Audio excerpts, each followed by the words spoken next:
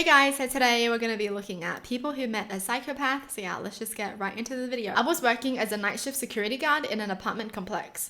I got a frantic call from a resident I could barely understand. I went up there and the tenant beckons me into his apartment. He had just moved in. Inside was a woman covered in blood holding her arm.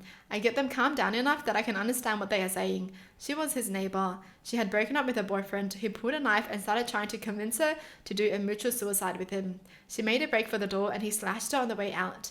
The neighbor, hearing the commotion, let her in and called me. The wound is extremely deep. The neighbor is already on the phone with the police, and I'll tell them both to stay put. I'm going to go get my first aid kit and come back. I tell them do not open the door unless it's me or the police. I retrieved my kit and came back. When I get back, the neighbor's door is open and he's freaking out. Says the victim went back to her apartment to get her ID.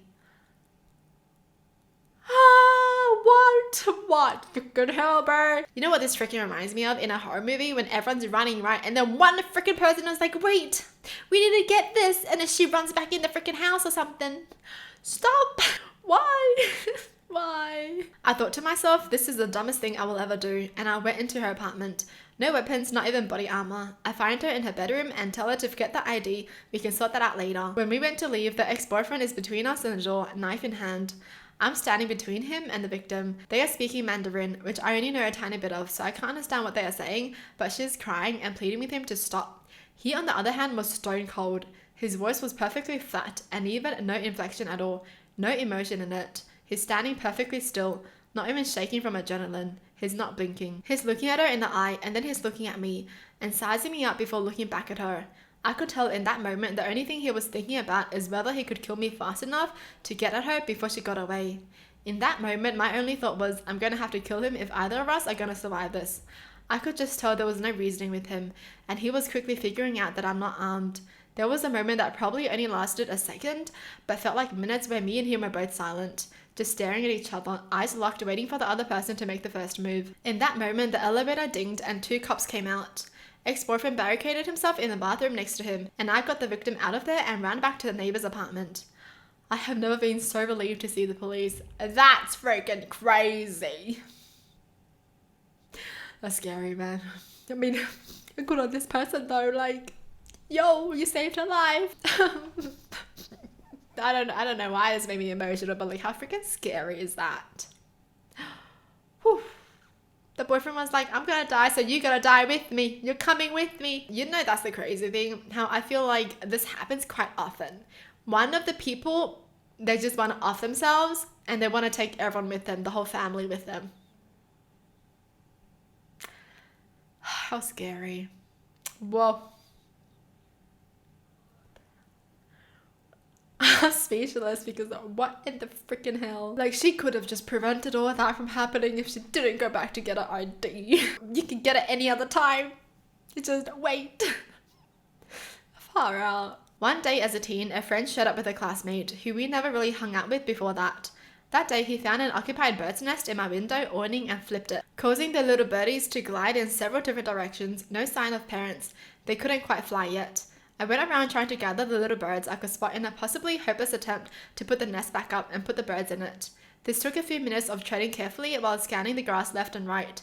Then I hear the freak kid say, "You guys won't be mad, will you?" I look up and he's holding a cinder block over his head, standing over one of the birds I hadn't found yet. I said, "Yes, I will," and he just dropped the block on the bird. Kid was a piece of shit, and we never associated after that. Yo, oh my freaking god. That pisses me off. Roommate meets a dude and invites him over for a beer. The dog would not chill when the guy was in the house. Ears back, hackles raised, continuous growl. An otherwise friendly dog just lit up. It was a very contagious feeling and we were all on edge except the guy, who acted like it was a natural response. A few months later, the guy went to prison for the violent assault of a stranger. This is why, yes, good papa, good papa. You know what though? I feel like the opposite applies as well. If your partner hates your dog for no apparent reason, that's a sign too. They just know that animals can just rat them out. Okay, they know. Went on a coffee date with a guy off a dating app. He seemed quirky while texting, but meh, aren't we all, so whatever. Met for coffee and he got angry that I bought my own coffee. And while getting to know each other, he truthfully tells a story about popping the eyes off goldfish as a kid. and about watching his stepmom moving into his dad's house through the scope of his rifle. When I declined his very direct invitation to go to his apartment for sex, he got angry and said that he cleaned his apartment, so I owed him at least that much before rejecting him. Then he waited in the parking lot to see which car I got into and presumably wanted to follow me home. I called the coffee shop from the bathroom and told them what happened, and didn't come out until he had been long gone. Freaking psychopath, serial killer, whatever he is, okay? That's a sign. He gets angry that this girl bought her own coffee. Yes, narcissistic behavior. When I was about 18, I helped a friend of a friend move. Dude was a weirdo, but I thought he was okay. Did not really know him. He talked about his cat, but I never saw it. Thought he was in a cage somewhere. After a couple of hours of hauling stuff, he opens the freezer.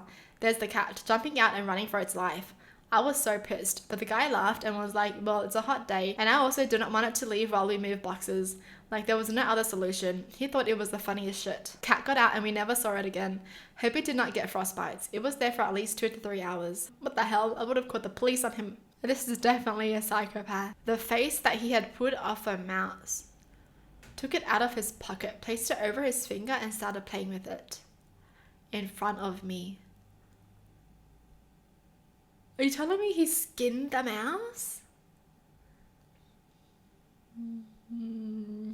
Bye. Growing up, there was a kid younger than me, bright white skin and jet black hair. He had a look. One day he vanished. Ends up there was a small space between a utility shed and fence at his apartment where he hurt animals. Parents moved pretty swiftly from there to get him treatment. Well, I'm glad he's getting the help that he needs. My first relationship, when I told him I wanted to break up, he showed up outside my college, unbuttoned his shirt to reveal my name carved on his chest with a blade.